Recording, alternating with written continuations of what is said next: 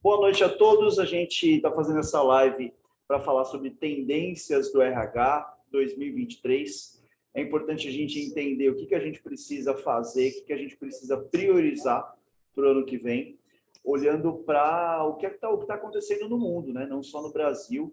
Hoje, no mundo globalizado que a gente vive, a gente tem impacto de tudo que acontece no mundo e a gente precisa estar atento. E tem uma pesquisa da Gartner, que é bem recente, e que essa live vai se basear nessa pesquisa. Foram pesquisados vários gestores de RH, colaboradores, líderes, para que a gente possa entender as prioridades deles para 2023 e a gente se preparar e tentar ver se as nossas prioridades que a gente definiu, provavelmente a gente já tem muita prioridade definida para o ano que vem, estão batendo, né? Estão fazendo sentido com essas outras prioridades da liderança. Então, vamos começar agora. Eu estou compartilhando minha tela e a gente vai falar um pouquinho sobre essas tendências. Muito bem. Primeiro, está baseado na pesquisa da Gartner, como eu falei, participaram mais de 800 gestores de RH em 60 países diferentes. Então, a gente tem uma massa crítica bem importante para essa pesquisa, uma pesquisa bem robusta. Ao final, eu consigo também mandar o link para todo mundo poder acompanhar e fazer o download do PDF, que está bastante rico, bem completo. O foco da pesquisa foi identificar as prioridades desses líderes para 2023 e a maior parte deles colocou a eficácia da gestão na sua lista. Ou seja, a gente tem o primeiro ponto aí de importância que disparadamente ganhou na pesquisa, que foi focar no treinamento, na capacitação da liderança e garantir que essa liderança seja eficaz para o ano de 2003, frente a tantas mudanças que a gente tem, tantas coisas que estão acontecendo no mundo e a gente tem bastante impacto também no mundo organizacional. Mas a gente também teve outros tópicos importantes, eu vou listar no total de 5 itens, 5 tendências que a gente precisa analisar e vamos à primeira agora. Muito bem. Para a gente resumir um pouquinho das tendências, essas 5 prioridades, a primeira foi a eficácia dos líderes e gerentes. 60% dos gestores de RH consideram essa como uma prioridade máxima para o ano de 2023. Ou seja, eles vão focar na capacitação, no desenvolvimento, em trilhas de conhecimento, treinamento de soft skills e técnicas de gestão para que essas lideranças possam estar mais preparadas para o ano de 2023. A gente tem também desenho organizacional e gestão da mudança. 53% das pessoas, dos líderes de RH, colocaram este item como uma prioridade para 2023 na sua lista. Então, nós temos aí a eficácia da liderança e o desenho organizacional e gestão da mudança. A gente vai entrar em cada um deles depois. O terceiro item seria a experiência do colaborador. Cada vez mais essa coisa do employee experience está muito forte. A gente já trabalha bastante isso nas empresas brasileiras. A gente tem vários clientes que estão olhando aqui nas empresas brasileiras para este segmento de experiência do cliente, desde o onboarding até a relação que essas pessoas têm com as políticas da empresa, com a liderança, e isso garante que a gente tenha mais produtividade, tenha pessoas mais satisfeitas e também aumenta o engajamento dentro da organização. Temos um quarto item que seria o recrutamento. 46% dos líderes de RH priorizaram este item também como um ponto a se focar em 2023. E, por fim, o futuro do trabalho. Como é que a gente planeja, como a gente está vendo, como nós nos preparamos para o futuro do trabalho, como a gente prepara o nosso time para o futuro do trabalho. 42% dos líderes e gestores de RH escolheram também esse item como um item importante para se focar em 2003. Tem um ponto bem importante que é o que direciona essas prioridades, ou seja, qual é a base que está fundamentando a escolha dessas prioridades. Elas não vêm aleatoriamente, elas têm um fundamento, e a gente vai falar disso agora. O primeiro ponto que direciona é que as empresas estão enfrentando um período de incertezas e de muita confusão, de muitas mudanças mais drásticas nos últimos anos, principalmente quando a gente começou com a nossa pandemia, né? A gente está visualizando várias mudanças fortes acontecendo no mercado financeiro, questões inflacionárias, impactos na produtividade, questões que a gente tem a globalização e, ao mesmo tempo, os países tentando se focar mais em si também, olhar mais para dentro. A gente, mesmo olhando para dentro, continua tendo os impactos do mundo. Em qualquer país, a gente tem impacto da China, impacto dos Estados Unidos, tudo que acontece nessas grandes economias acabam atrapalhando a gente. E a produtividade vai ser impactada, a lucratividade vai ser impactada, o nível de serviço das pessoas vai ser impactado, e isso influencia também no que a gente precisa priorizar para 2023, enquanto gestores de pessoas e gestores de RH também. O segundo item é que os gestores de RH estão passando por muitos paradoxos, tem muitas coisas acontecendo, e essas coisas elas têm um impacto porque a gente tem que fazer escolhas, principalmente no mundo RH. Eu vou alterar aqui a minha visão, ver se muda alguma coisa aí. Não, né? Continua igual? Beleza. Bom, em se tratando desses paradoxos, tem alguns pontos que são importantes. Primeiro, a gente precisa investir em pessoas e, ao mesmo tempo, investir em tecnologia. Esse é um paradoxo, porque a gente precisa manter as relações mais humanizadas, colocar dinheiro, colocar recursos no investimento das pessoas e, ao mesmo tempo, garantir que a empresa esteja atualizada, digitalizada e tecnologicamente dentro do que se espera para o que ela precisa para o negócio dela. Então, é um paradoxo que o RH precisa lidar. Outro ponto é cultivar um ambiente de positividade, garantir que o colaborador tenha uma experiência muito boa, ao mesmo tempo que a gente automatiza e digitaliza processos que acontecem, às vezes, do RH para o colaborador, da empresa, das políticas, e também da liderança para o colaborador. As plataformas que a gente vê, elas estão cada vez tomando maior importância dentro dos RHs, plataformas como o Smart Leader ou outras plataformas que ajudam na gestão de pessoas. Essa importância que elas estão tendo para o processo de gestão contínua como um todo, ela tem um impacto muito grande, porque a tecnologia pode trazer uma certa frieza, um certo distanciamento da liderança para com os colaboradores. E se a gente já tem um trabalho híbrido hoje, se a gente já olha os problemas que estão surgindo por conta desse distanciamento que a gente está tendo, muitas pessoas trabalhando em home office, a liderança aprendendo, reaprendendo a fazer gestão à distância, as ferramentas tecnológicas vindo para ajudar a gente nisso também. Então, a gente tem uma série de complicações que podem tornar a relação fria. E aí, mais um fator que vai entrar depois é a questão da humanização da relação da liderança com os colaboradores. Outro ponto importante é que as novas expectativas dos colaboradores também estão impactando tanto a retenção quanto a atração de talentos para dentro das organizações. A gente, quando olha para essa pesquisa, a gente vê que mais da metade dos colaboradores dizem que a flexibilidade é um fator que afeta a sua decisão de permanecer ou de entrar em uma empresa. Então, a gente precisa garantir essa flexibilidade no trabalho, e isso vai ajudar na retenção dos talentos que a gente precisa. 53% dos colaboradores querem também que a empresa compartilhe do mesmo propósito e que ela tenha iniciativas voltadas para as crenças, para as coisas que esses colaboradores acreditam. Então, hoje, cada vez mais, está muito forte essa tendência do colaborador avaliar quais são os valores, quais são as crenças, qual é a missão, o que a empresa valoriza e pratica, e quais as iniciativas que elas têm, e se essas iniciativas combinam com aquilo que os próprios colaboradores também acreditam. Então, a gente tem que olhar bastante para esse propósito, ele tem que ser muito claro, e a gente precisa ajudar as pessoas a entender também o próprio propósito delas, que muitas vezes elas não têm clareza do próprio propósito.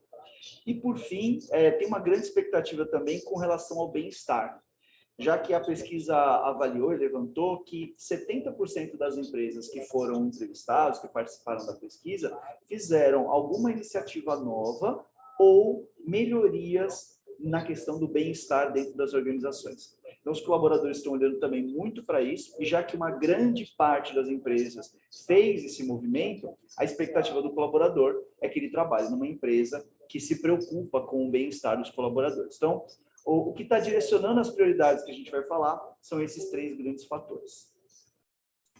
Vamos começar com a primeira prioridade, que é a eficácia da liderança e da gerência. Prioridade número 1 para 60% dos gestores de RH e 24% da pesquisa, não é um número muito expressivo, mas a gente tem quase um terço da população pesquisada dizendo que o modelo que eles estão desenvolvendo para os seus gestores hoje, para capacitar as pessoas, não é o mais adequado e também não está levando em consideração o futuro do trabalho.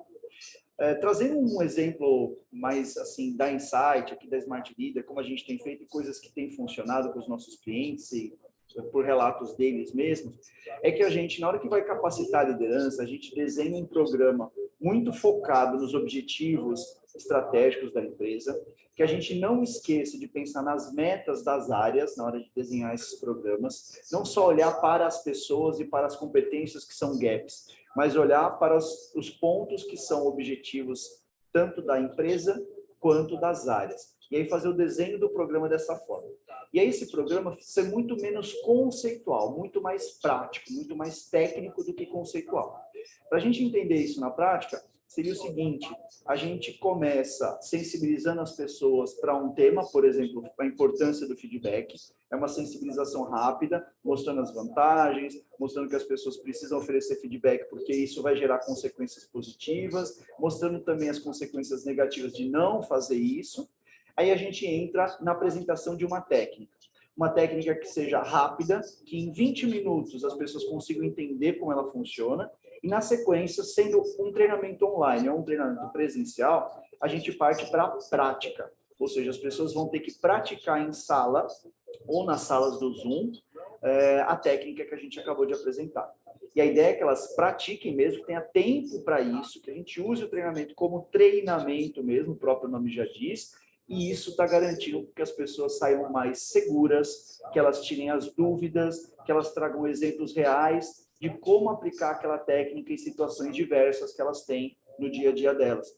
E aí, quando termina esse treinamento, que teve uma sensibilização, uma apresentação da técnica, do conceito e uma prática daquilo, além das pessoas saírem mais seguras, elas saem mais preparadas, mais confiantes para conseguir aplicar essa técnica na sequência. Então, todo pequeno bloco de conteúdo que a gente oferece, ele precisa ter essa sequência.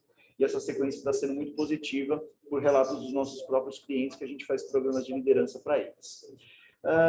Quando a gente fala da eficácia de liderança e da gerência, tem alguns pontos. Eu escrevi um artigo recentemente sobre o líder do futuro. Esse artigo trata de 3 pontos fundamentais. O primeiro é que a gente precisa desenvolver a liderança para a questão da diversidade. Então, ser empático hoje é uma soft skill muito requisitada e a gente precisa aprender, né? A liderança precisa aprender a se colocar no lugar do outro. Para o líder do futuro, a empatia entra na maneira que a gente ouve as pessoas, que a gente dá feedback, a abertura que a gente oferece também para as pessoas poderem falar, para que elas possam dar suas ideias, se sintam ouvidas, se sintam importantes. Isso aparece desde lá do alinhamento de expectativas que a gente tem no começo de um ciclo, né, de alinhar expectativas com relação a metas, com relação às competências que precisam ser entregues, alinhando também com os objetivos profissionais que cada pessoa tem e direcionando para que eles atinjam suas metas. Então, a empatia é um primeiro ponto crucial e pedir feedback faz parte desse processo e pode ajudar bastante.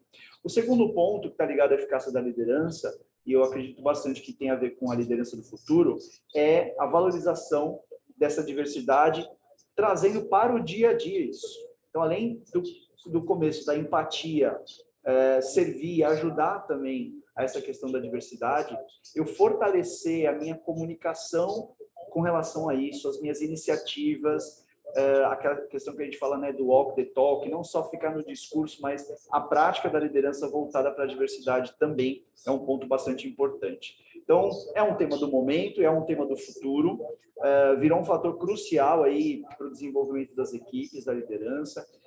O líder valorizar iniciativas que saiam do padrão, valorizar a diferença, precisa mostrar que ele valoriza a diferença, estimular a quebra daquele conceito de o que é normal e o que é anormal, né? Acabar com isso, quebrar esse status quo da normalidade versus anormalidade, e privilegiar também a inovação que surge das diferenças de pensamento. Então, quando a gente, enquanto líder, privilegia, prioriza, ressalta, destaca a diversidade, a gente realmente, de verdade, está contribuindo para que isso aconteça na prática. Não adianta também ser só no discurso, a gente precisa valorizar as pessoas, reconhecê-las, e isso vai ajudar nesse processo também. Mais um último item que eu coloquei, destaquei 3 itens nesse artigo, seria o acompanhamento da tecnologia por parte da liderança.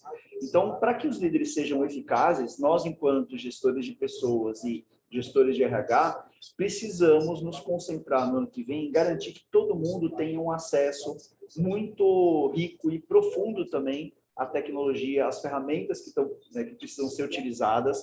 A gente precisa garantir que tudo que a gente está tratando dentro das nossas rotinas, dos nossos processos, tenha um impacto no aprendizado das pessoas com relação às novas tecnologias.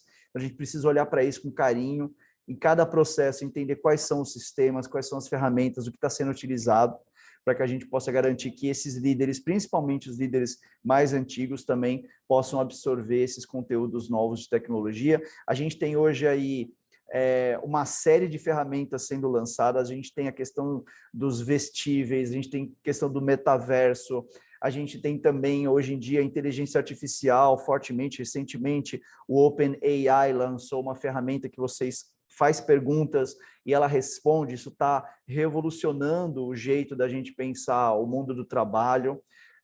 Isso está vindo muito forte, as pessoas estão impressionadas com isso que está acontecendo, então procure saber, porque é uma coisa que realmente está bombando, está vindo com tudo para a gente poder utilizar isso a nosso favor. É muito importante que a gente olhe para isso e utilize a nosso favor. Bom, falando então de 3 pontos, a gente falou da empatia, que o líder precisa desenvolver, valorizar a diversidade e, por fim, acompanhar essa evolução tecnológica que a gente tem.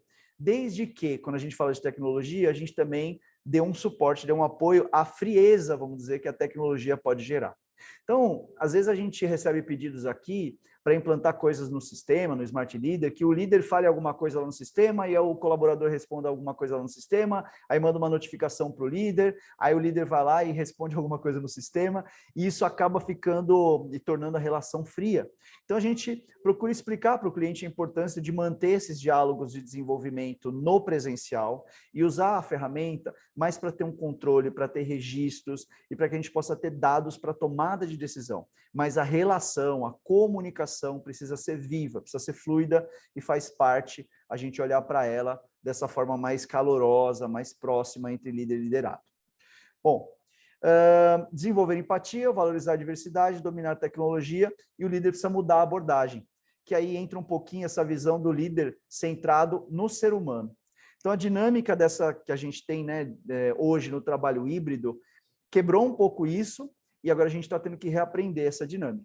A primeira coisa é que o líder precisa ser autêntico, ele precisa agir com propósito, ele precisa permitir essa autoexpressão para ele mesmo, às vezes mostrar até as próprias vulnerabilidades para garantir essa aproximação maior das pessoas. Outro ponto é o que eu acabei de falar, da empatia, né? Mostrar um cuidado genuíno, respeito, a preocupação com o bem-estar dos funcionários, que é algo que não só a empresa tem que fazer investimentos, mas o líder tem que se preocupar e demonstrar que observa também esse aspecto. Outro ponto é a questão de ser adaptativo. Então, é permitir essa flexibilidade, dar suporte a essas necessidades exclusivas que estão acontecendo com o trabalho híbrido. Hoje, mais do que nunca, a gente precisa olhar mais individualmente do que só o time como um todo. Então, olhar para as necessidades que as pessoas estão tendo, específicas, e tentar apoiá-las, suportá-las nessas questões. Está sempre muito aberto, muito disponível, porque o trabalho à distância, ele tem várias vantagens, mas se a gente se distanciar das pessoas, além da distância física, a gente também não ter diálogos de desenvolvimento, a gente não conversar com as pessoas com maior frequência, a gente vai tornar uma relação mais fria, e esfriando a gente deixa de ser um líder centrado no ser humano. Então, esse é um ponto bem importante e que eu acredito que vai fazer bastante diferença na capacitação do líder.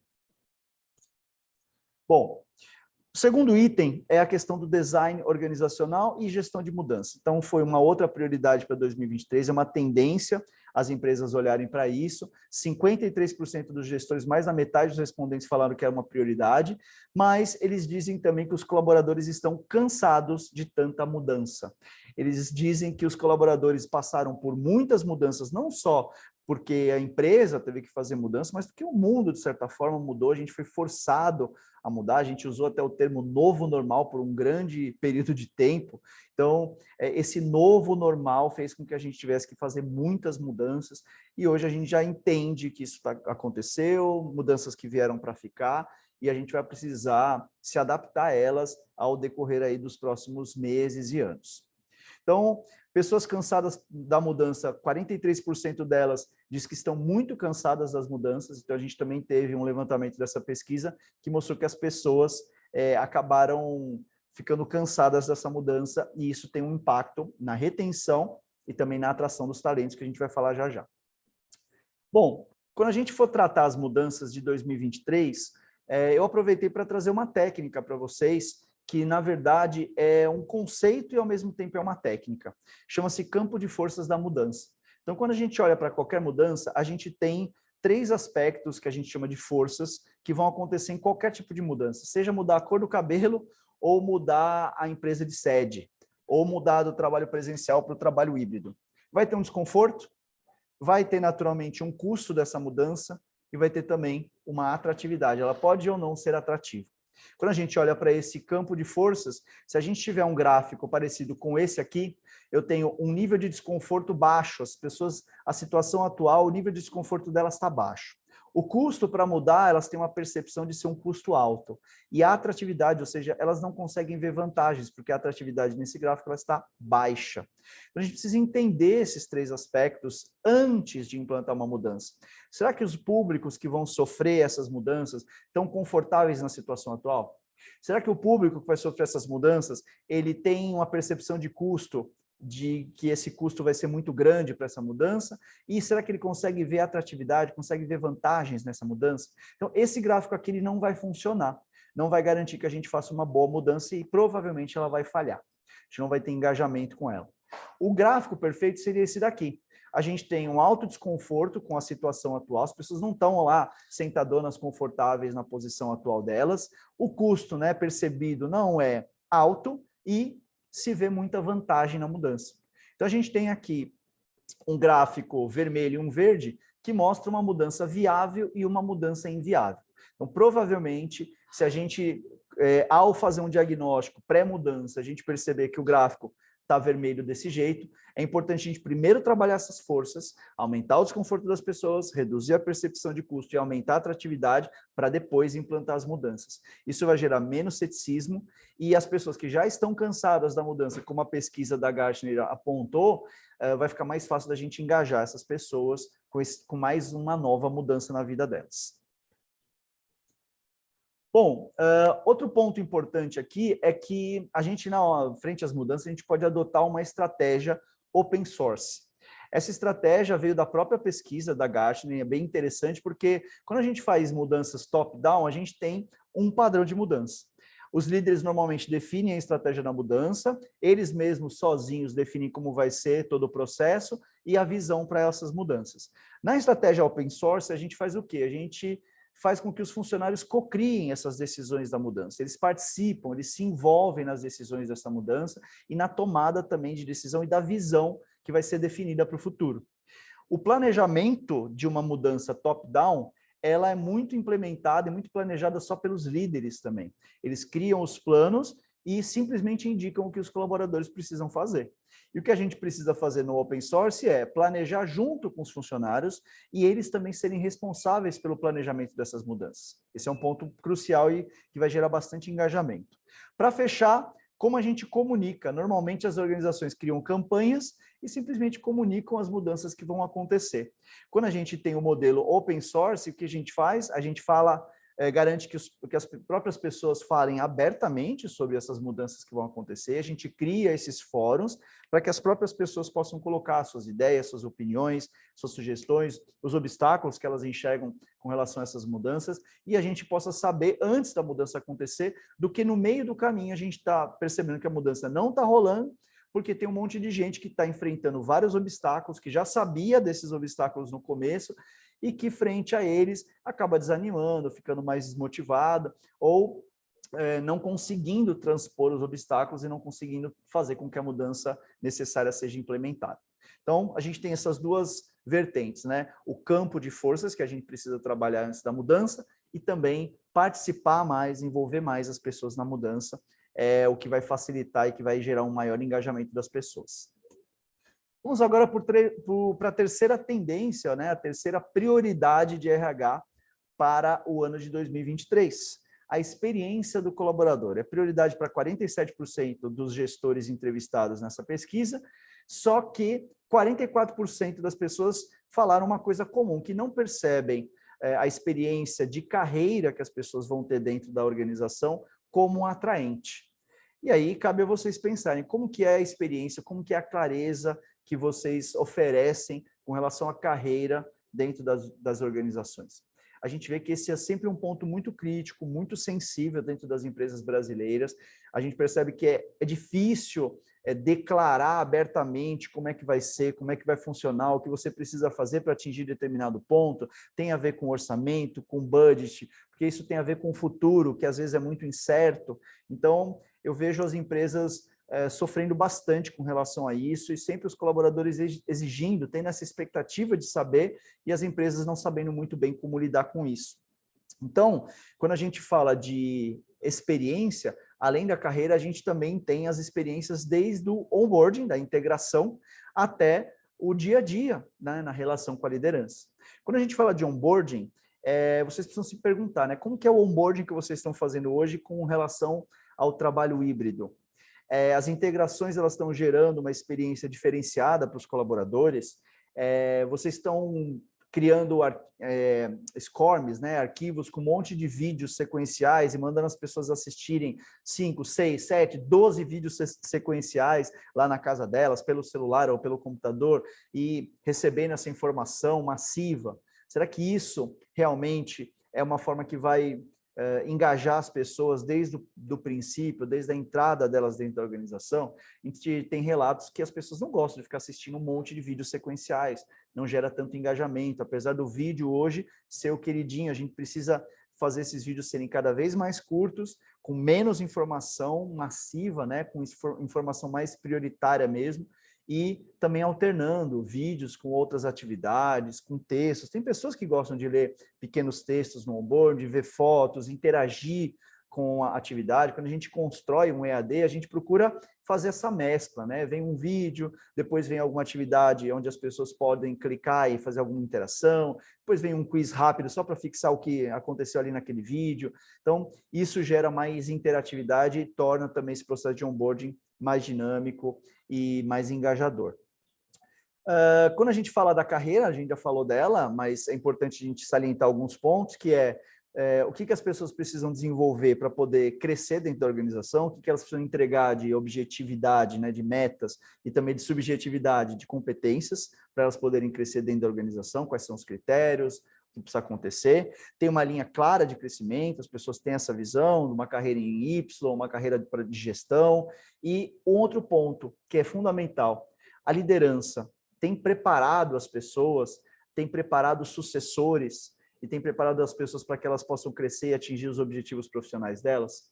Este é um ponto bastante crítico, porque a gente vê muito nas organizações líderes inseguros ainda em preparar as pessoas, em oferecer capacitação por medo mesmo de perder a posição, por medo do colaborador que vem com muito gás, com muito engajamento e com conexão forte à tecnologia, superar essa liderança, e isso pode acontecer, e aí a gente, enquanto gestor e gestores de RH, temos um trabalho muito forte de sensibilização, e ao mesmo tempo temos que preparar uma estrutura para que isso não aconteça na prática, e as pessoas falam, tá vendo?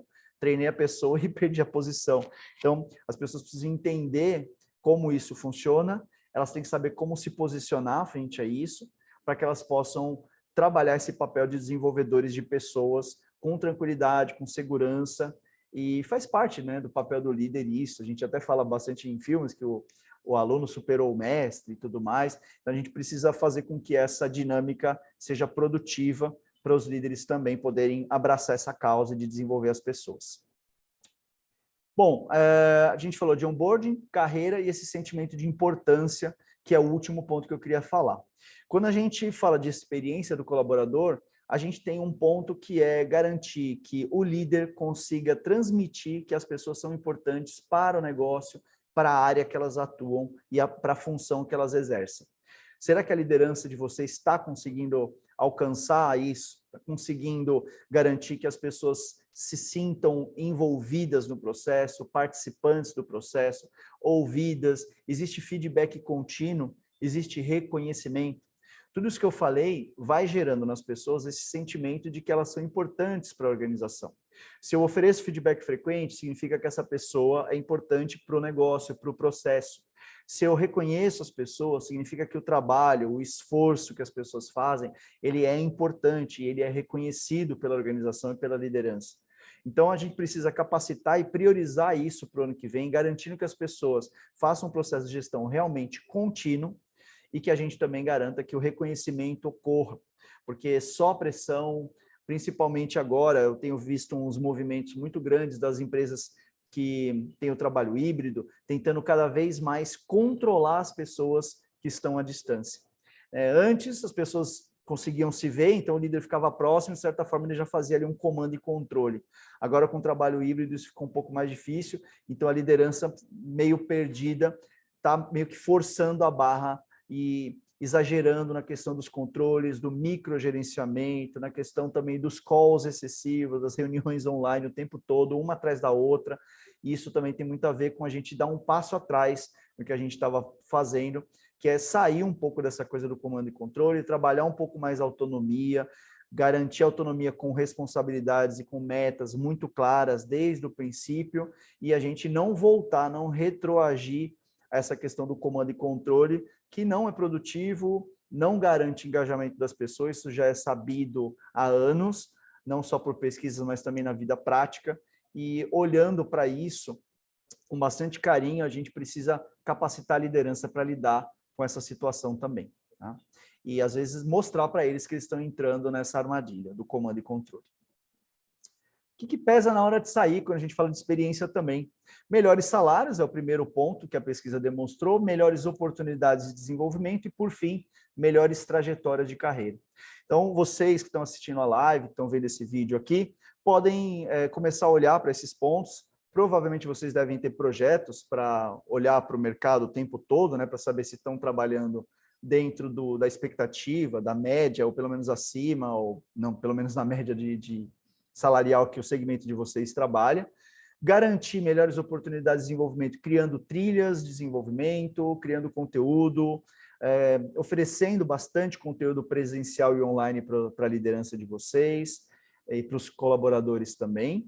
E também olhando para isso que a gente falou agora há pouco, sobre as carreiras, sobre a trajetória, sobre ter uma visão clara de futuro e como eu faço para alcançar, para crescer dentro da organização.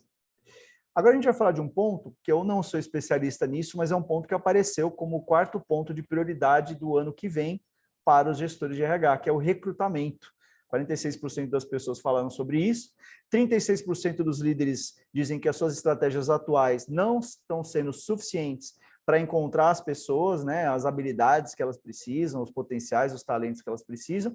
Isso tudo está acontecendo porque a gente tem um fornecimento desgastado, a gente tem um aumento grande da demanda e, ao mesmo tempo, a gente tem uma oferta de talentos inferior à demanda. A gente tem, cada vez a gente está vendo as pessoas mais talentosas também sendo mais caras para as organizações, isso também atrapalha o processo de recrutamento. Esse novo normal gera um desgaste e reter talentos em um ambiente híbrido é cada vez mais difícil, é mais difícil do que o presencial, que você está ali, você sente a pessoa não está bem, você já conversa com ela, à distância fica mais difícil de fazer isso, e também as agências estão tendo certa dificuldade em atrair os candidatos, em atrair talentos. A Gartner deu algumas dicas aqui que a gente vai passar para vocês pensarem sobre esses 3 pontos e, de repente, como lidar com esse fornecimento desgastado que a gente tem. Primeiro, criar um modelo de recrutamento baseado em inteligência. Trazer inteligência para esse modelo. Tem agências que já estão trabalhando com isso, até com inteligência artificial, com análise de vídeos, com uma série de coisas. Encontrar talentos acessíveis, não só os que estão disponíveis. Hoje a gente tem facilidade, eu acredito que muitas empresas, mesmo pessoas que estão trabalhando, acabam, né, atuando e buscando pessoas que estão disponíveis, pessoas que estão empreendendo, de repente querem ir para iniciativa privada, enfim, a gente tem muitas pessoas disponíveis e a gente tem hoje, com as redes sociais, essa facilidade de buscar isso. E também identificar habilidades, locais, funções alternativas que possam ser capazes aí de suprir essa demanda que a gente não está conseguindo suprir com um ambiente externo. Então, de repente, alguém localmente tem uma certa habilidade, eu posso utilizar essa pessoa para me ajudar em alguma vaga que está em aberto e trabalhar em algum processo, em alguma atividade, enquanto a gente não consegue essas pessoas. Com relação a esse novo normal, é criar um modelo de trabalho equitativo, que seja igualitário para as pessoas, para elas poderem ficar dentro da organização, a gente poder reter essas pessoas, dando oportunidades iguais para todo mundo, e incentivar também os gerentes que eles suportem essa mobilidade das pessoas. Porque as pessoas gostaram disso, todo mundo gostou de trabalhar menos no escritório, ficar também um tempo no trabalho home office, sem pegar tanto trânsito, sem sofrer tanto com deslocamento. E os líderes precisam dar suporte a isso, dar apoio a isso, porque dificilmente a gente vai voltar para o que era antes. A gente vê alguns movimentos de algumas pessoas, grandes empresários até criticando isso. O Elon Musk, por exemplo, fala bastante disso, é o que mais sai aí nos sites, nos portais, mas a gente sabe que a maior parte das empresas adotou isso, está tendo produtividade com relação a esse modelo e tem funcionado e as pessoas estão se adaptando. Eu acredito que a gente dificilmente vai voltar 100% para o que era antes. Com relação às agências, a sugestão da Gartner é criar uma integração maior entre a agência, entre a empresa que faz o recrutamento e a empresa que está solicitando, criar essa proximidade emocional, então, de repente, passar os valores que a empresa cultiva, a missão que foi redesenhada esse ano. Então, se aproximar mais e trazer um pouquinho da agência para dentro da empresa. A agência conseguir sentir o ambiente, a dinâmica organizacional, isso também pode facilitar na procura desses talentos e aí eles vão entender melhor se essa pessoa que ela realmente não se encaixa, então não adianta nem eu mandar. E adaptar a integração, o onboarding que a gente tem, às adaptações que as pessoas precisam, as necessidades individuais delas. Então, esses seriam os pontos para a gente apoiar esse processo que já está desgastado. Vamos agora para o nosso quinto e último item, a nossa última prioridade das tendências, que seria o futuro do trabalho.